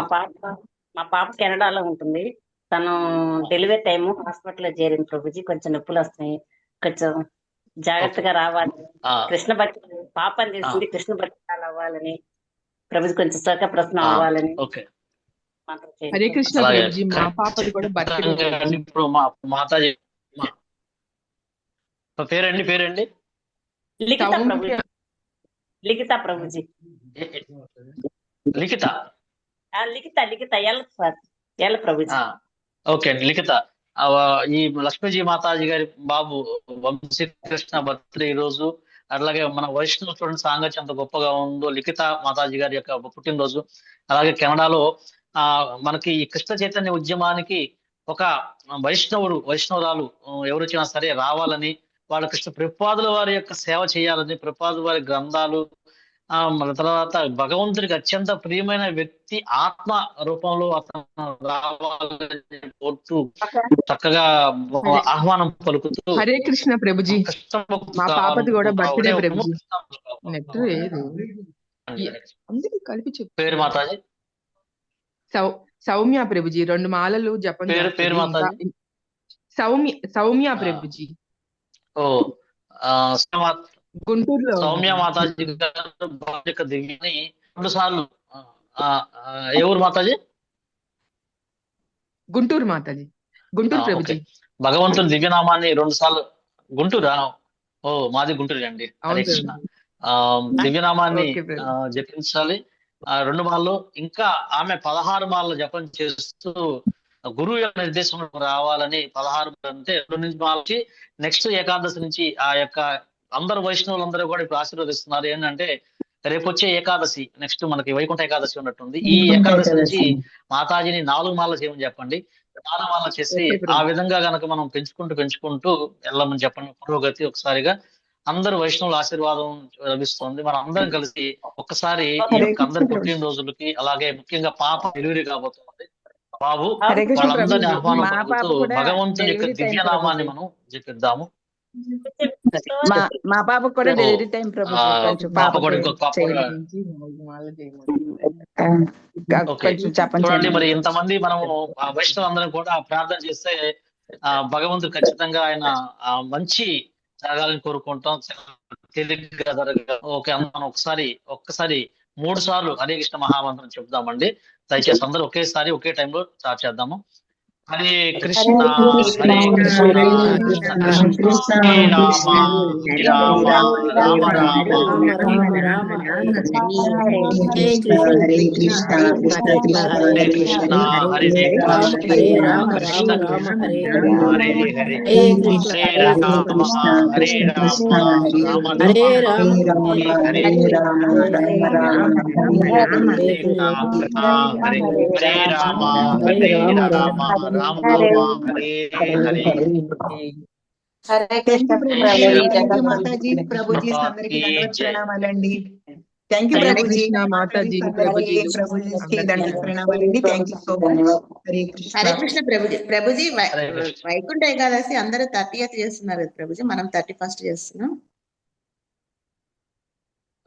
మనకి ఏదైతే నిర్దేశం ఇచ్చారో బయట చేసిన లేదు. మనకి ఏదైతే ఆచారం మనకి వైకుంఠ మనకి అంటే క్యాలెండర్ ఇస్తున్నారు కదా, దాని ప్రకారం మనం చేసుకోవడం వెళ్ళడం అవుతుంది. జనరల్ గా ఇప్పుడు 2 రోజు కృష్ణాష్టమి బయట ఒకరోజు చేస్తుంటారు, మనం ఒకరోజు చేస్తుంటాం. మనకేంటంటే ఏకాదశి అనేది, ఏకాదశి కానీ ఫెస్టివల్స్ కానీ ఏది వచ్చినా సరే మనకు సూర్యోదయంతో ఏదైతే స్టార్ట్ అవుతుందో అదే మనం తీసుకుంటున్నాం. మనకి అది ఒక 2 గడియలు ఉన్నా చాలు, 2 గంటలు ఉన్నా చాలు, మనకి ఒక సిస్టమ్ ప్రకారం ఇస్తున్నారు. అంటే సూర్యోదయం తోటి ఏది స్టార్ట్ అవుతుందో అది మనకి తీసుకుంటున్నారు. అందుకని ఈ ఫెస్టివల్స్ కానీ ఏదైనా కానీ బయటకి మనం ఏకాదశి పాటించే రోజు వాళ్ళకి ద్వాదశి వస్తుంది, కానీ మనకి ఈ సిస్టమ్ ఇచ్చారు కాబట్టి ఈ సిస్టమ్ ప్రకారం మనం చేసుకుంటున్నాము. కొన్ని ప్రాంతాలను బట్టి కొంత మారే అవకాశం ఉంది. అంటే వాతావరణం కొన్ని ప్రాంతాలను బట్టి, లొకేషన్ బట్టి చేంజ్ అవుతుంది. అది కొంచెం కన్ఫ్యూజ్ ఉంది. అవును ప్రభుజీ, హరే కృష్ణ. నేను ద్వాదశి స్వయంపాకం తీసుకుని గుడికి వెళితే ఈ వేళ ఏకాదశి ద్వాదశి వెళ్ళిపోయిందమ్మా అంటుంటారండి. మన ప్రకారం నేను చేస్తా ఉంటాను. అందులో అక్కడ పురోహితులు అలా అంటారండి, ద్వాదశి లేదు కదమ్మా అంటే మేము ఈ రోజు నిన్న చేసాంలేండి అంటుంటాను. ఆయన ప్రతిసారి అంటూ అంటే ఉంటారు. మనం అక్కడ మనం ఏంటంటే వాద వివాదాలు పెట్టుకోకూడదు. ప్రసాదం ఇచ్చారనుకోండి, సైలెంట్ గా ప్రసాదం తీసుకోను పక్కొచ్చి అది మనం ఎవరికి ఇచ్చేసి సరిపోతుంది. మనం అక్కడ వాదం పెట్టుకుంటే ఏమవుతుందంటే మనం ఒక ప్రత్యేకమైన మతం లాగా, ప్రత్యేకమైన ధర్మం లాగా మనం భావిస్తుంటారు. అంటే ఆయన చెబుతారు, నేను వింటాను అంతేనండి. వాదనకి అక్కడ మన మీ గురించి కాదు మాతాజీ, మీ గురించి కాదు చెప్తోంది. సహజంగా ఏంటంటే కొంతమందికి ఒక చిన్న మనమందరం దారి చేస్తున్నారు, దారి వెళ్తున్నారని ఉంటుంది. కాకపోతే మన శాస్త్రం చెప్పింది, ఆచార్యులు చెప్పారు, ఏదైతే మనకు సిస్టమ్ ఇచ్చారు కాబట్టి మనం అట్లా వెళ్తున్నాం. అంటే అందరూ కాదు, కొన్ని సార్లు మేము చూస్తుంటాం, మాకు చెప్తుంటారు. సైలెంట్ గా మనం మన పని మనం చేసుకుంటూ వెళ్ళిపోవటం. మా ఇంట్లో అదే వాదన జరుగుతుంది ప్రభుజీ. మా మదర్ అలా చెప్తుంది, అంతా ఏకాదశి అయిపోయింటుంది, ఏకాదశి రోజేమో తినేస్తారు, ద్వాదశి అయిపోయింటుంది, పారాయణ చేసేది ద్వాదశిలో చేయాలి కదా అని డౌట్ ట్రై చేశారు. మనం ఏం చెప్పాలో అర్థం కాలేదు. అందుకే అది మనం చేయవలసింది ఏంటంటే మనం చెప్పాలి, కనీసం ప్రయత్నం చేసేసి ఇది మనం చేసే విధానము ఒక శాస్త్రపరంగా మనకు సంవత్సరం మొత్తం ఇస్తున్నారు, గడియ విగడులతో సహా ఇస్తున్నారు. ముఖ్యంగా ఫెస్టివల్స్ లో కానీ ఈ చేసేది ఏంటంటే మనకి బ్రహ్మగౌడి సంప్రదాయంలో మనకి ఇస్కాన్ ఈ క్యాలెండర్ చేసింది ఏంటంటే ఏకోజామతో ఏదైతే అవుతుందో ఏకోజామతో మనం లెక్కేసుకుంటాం. ఎందుకంటే ఇప్పుడు ఏకాదశి ఏకాదశి అంటే మనం ఏకాదశి. హరే కృష్ణ ప్రభుజీ, మీ వాయిస్ కట్ ప్రభుజీ. హరే కృష్ణ. ఏకాదశి రాత్రి వరకు అయిపోతుంది. హరే కృష్ణ ప్రభుజీ. ఏకాదశి ప్రతిసారి మనం రాత్రి బ్రేక్ అవుతుంది ప్రభుజీ, వినిపిస్తుందండి, బ్రేక్ అవుతుంది, కట్ అవుతుంది ప్రభుజీ, నెట్ సరిగ్గా లేదు. అవునా, నెట్ సరిగ్గా లేదు ఉంటుంది. సరే మాతాజీ, మనం మళ్ళీ రేపు క్లాస్ లో కలుసుకుందాం. డిస్టర్బెన్స్ ఓకే అండి. ఈ రోజు ఇక్కడతో మనం క్లాస్ ఓకే, థ్యాంక్ యూ. మనము వాంఛా కల్పతరుభ్యశ్చ కృపా సింధుభ్యేవ చ పతితానాం పావనేభ్యో వైష్ణవేభ్యో నమో నమః। అనంత కోటి వైష్ణవ భక్త బృంद की जय। नामाचार्य श्री हरिदास ठाकुर की जय। शील प्रभुपाद की जय। शील गुरुदेव की जय। निताय गौर प्रेमानंदे हरि హరి हरि హరి బోల్ ధన్యవాదాలు ప్రభుజీ, లక్ష్మీజీ దండవే మాతాజీ గారు మీరు పిల్లవాడికి చెప్పండి, వైష్ణవులు అందరూ ఆశీర్వదించారు, వైష్ణవులు అందరూ ఒకసారి భగవంతుడు దివ్యనామాన్ని జపించమన్నారని చెప్పేసి చెప్పినట్లయితే అందరూ ఆశీర్వాద బలం ఖచ్చితంగా వాడు దివ్యనామాన్ని చెప్తూ ఉంటారు। అట్లాగే ఎవరైతే ప్రెగ్నెన్సీ డెలివరీ రావడానికి సిద్ధంగా ఉన్నారో, రెడీగా డెలివరీ అవడానికి సిద్ధంగా ఉన్నారో, ఎవరైతే వారి భర్త గాని మాతాజీ అవకాశం ఉంటే ఆ మాతాజీలు కూడా జపాన్ని దివ్యనామాన్ని ఎక్కువగా జపించినట్లయితే ఆ యొక్క దివ్యనామం యొక్క ప్రభావం వల్ల ఆ యొక్క వచ్చే శిశువు మీద పడి అతను ఒక ప్రహ్లాదుడు కావచ్చు ఖచ్చితంగా। అందువల్ల మనము దివ్యనామమే మనకి ఈ వేరే రక్షణ, కేవలం దివ్యనామం చెప్పిస్తే చాలు। అందుకని వారు కుదరకపోతే కుదరని పక్షంలో, ఓపిక లేని పక్షంలో ఆ భర్త చేయవచ్చు, లేదా మీరు కన్నా సరే దివ్యనామాన్ని చెప్పించినట్లయితే ఒక గురువు నిర్దేశం మనం చేస్తే ఖచ్చితంగా వారు చక్కటి శిశువుని జన్మించి వైష్ణవులుగా మారే అవకాశం ఉంటుంది। హరే కృష్ణ। హరే కృష్ణ। థ్యాంక్ యూ ప్రభుజీ, ధన్యవాదాలు, మీరు అందరూ చక్కగా వచ్చారు। ధన్యవాదాలండి, ధన్యవాదాలు ప్రభుజీ। మాకు సేవలు వస్తుంది ప్రభుజీ, థ్యాంక్ యూ ప్రభుజీ। తను హాస్పిటల్కి వెళ్ళి కౌంటర్ తీసుకెళ్ళి కూడా చేస్తుంది। హరే కృష్ణ। Thank you Prabhuji. ఎంతో అది మీరు నేర్పించిన సంస్కార ఫలితంగా మనం నేర్పించే సంస్కారం పిల్లలకు వస్తుంది। గొప్ప ఆస్తి, మనం ఇచ్చే ఆస్తి గొప్ప ఇదే। మనం దివ్యనామాన్ని ఆస్తి ఇచ్చామంటే ఏ పరిస్థితుల్లో ఉన్నా ఎక్కడున్నా సరే ఏం ఇబ్బంది ఉండదు ఖచ్చితంగా। మీకు మనవడు మనవరాలు వాళ్ళు కనుక పుట్టినట్టయితే మన కర్తవ్యం ఏంటంటే వాళ్ళు కూర్చోబెట్టి చక్కగా భగవత్ కథలు కనుక చెప్తూ ఉన్నామంటే వాళ్ళు 5 సంవత్సరాల వాళ్ళు ఒక గొప్ప ప్రహ్లాదుడు మన వంశంలో। ఎందుకంటే మనం నేర్పించామంటే 21 తరాలు ఉద్ధరించబడతాయి, 21 తరాలు। అందుకని మనము ఆ దివ్యనామాన్ని మనం చేపించినట్టయితే బాగుంటుంది। హరే మనవరాలని చెప్పారుగా, అక్కడ చెప్పేస్తారు కదండి, మాతాజీ చెప్పారు పాప అని చెప్పారంటండి। ఓకే ప్రభుజీ లేదండి, కానీ ఈ అన్నప్రసాద్ అన్నా లేకపోతే నేను వెళ్ళి రాజబాగా పెట్టాను నా సంకల్పం ప్రభుజీ, అది నెరవేరాలని బ్లెస్సింగ్ చేయండి ప్రభుజీ। ఖచ్చితంగా మన భగవంతుడు శ్రీకృష్ణుడు అందరి కోరికలు తెలుసు, అందరి యొక్క వాంఛలు తెలుసు, అన్ని అందరి ఆయన ప్రతి ఒక్కడు ఆయన తెలుసు। మన వాంఛలు తగ్గట్టు అయితే మనం ఏం కోరుకోవాలంటే, స్వామి నా ఇచ్చ కాదు ఇది, మీకు ఇష్టమైతే, అంటే మేము ప్రార్థించే విధానం ఏంటంటే మీకు ఇష్టమైతే, మీ సంకల్పం అయితే ఆ విధంగా మీరు మిమ్మల్ని సంతృప్తిపరచగలిగితే, దానిలో నేను నిపుణురాలు అయితే నా యొక్క దీన్ని మీరు సేవలు ఉపయోగపడదామని అని మనం కోరుకున్నట్టయితే భగవంతుడు సంకల్పితే దాని ప్రకారంగా తీసుకువెళ్తారు, ఆ మార్గంలో తీసుకెళ్తారు అన్నమాట। అవును ప్రభుజీ, మీరు అన్నది అక్షర సత్యం అండి, ఆయన సంకల్పం ఆయన దయ। అవునండి ప్రభుజీ, థ్యాంక్ యూ ప్రభుజీ। పూర్తిగా మనం ఆయన మీద ఆధారపడాలి। ఒక్కోసారి ఇప్పుడు ఎట్లా ఉంటుంది, సేవల్లో మనకిష్టమైన సేవ లభించకపోవచ్చు, మనకిష్టం లేని సేవ మన దగ్గర రావచ్చు, అయినప్పటికీ కూడా నా ప్రాణనాథుడు ఆయన, ఏదైనా చేయండి నా ప్రాణనాథుడు అని చెప్పేసి నేను రాత్రి ఒక బుక్ చదువుతాను, కృష్ణ బుక్ చదువుతున్నాను రాత్రి పడుకునే ముందు। 51వ అధ్యాయము కృష్ణుడు సందేశం పంపిస్తాడు, కృష్ణుడు గోపికలకు సందేశం పంపిస్తాడు। ఆయన సందేశం పంపించినప్పుడు ఉద్ధవుడితో పంపిస్తున్నప్పుడు ఆయన ఎంత ప్రేమతో ఉన్నాడంటే గోపికల మీద, ఆయన కళ్ళు చెమరుస్తున్నాయి, చేతులు కూడా షివరింగ్ వస్తున్నాయి, అంటే వాళ్ళ మీద ఉన్న ఆప్యాయత ప్రేమ పంపించిన ఆ ఉత్తరం ఉద్ధవ్కి ఈ ఉత్తరం కనుక గోపికలు ఇస్తే వాళ్ళు చెల్లించిపోతారని చెప్పేసి వాళ్ళకి ఇవ్వకుండా ఆయన ఉత్తరం స్వయంగా ఆయన చదువుతాడు। చదివిన తర్వాత ఆ రాధారాణి గోపిక ఆమె ఏం చేస్తుందంటే ఆ వచ్చిన తర్వాత ఆ భ్రమరంతోటి చెప్తుందనమాట, మేమెట్లా ఆ కృష్ణుడిని నమ్ముకొని పిచ్చోళ్ళు అయిపోయాము, మోసపోయాము, నువ్వు కూడా మోసపోవాలి అని చెప్పేసి నిందిస్తూ అంటే అది కావాలి కాదు। శ్రీకృష్ణుడు దేవాది దేవుడు బుక్ మధ్యాహ్నం పూట నిత్య శాస్త్ర అధ్యయనంలో చదువుతున్నాం, ఇదే మీరు ఇప్పుడు చెప్పేదే చదువుతున్నామండి రోజు। అంటే ఆమె ఎంతో ప్రేమతోటి విరహంతో అది అకారణమైన నింద, ఆ నింద తర్వాత చెప్పింది అనమాట। అది తర్వాత దానికి అర్థం మార్చింది అనమాట, ఆచార్య దానికి అర్థం మార్చి చెప్పినప్పుడు ఎంతో అద్భుతంగా ఉంటుంది అనమాట। అందువల్ల మనం ఈ దివ్య గ్రంథాలను కనుక చాలా శ్రద్ధగా శ్రవణం, ముఖ్యంగా మాతాజీకి ఒక గొప్ప వరం ఏంటంటే అండి, మనకి బీబీటీ వాళ్ళు, భక్తి వేదాంత బుక్ ట్రస్ట్ వాళ్ళు ఒక యాప్ రిలీజ్ చేశారు। ఆ యాప్ కనుక ట్రాన్స్జెండర్ యాప్ రిలీజ్ చేశారు।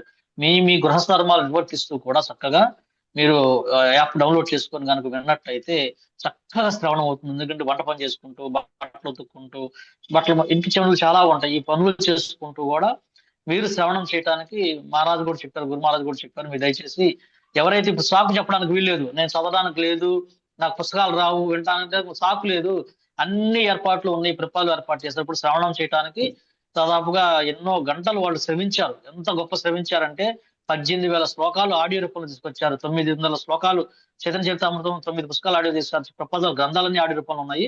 అలా మీరు వినడానికి కూడా అవకాశం ఉంది, శ్రవణం చేయడానికి అవకాశం కూడా.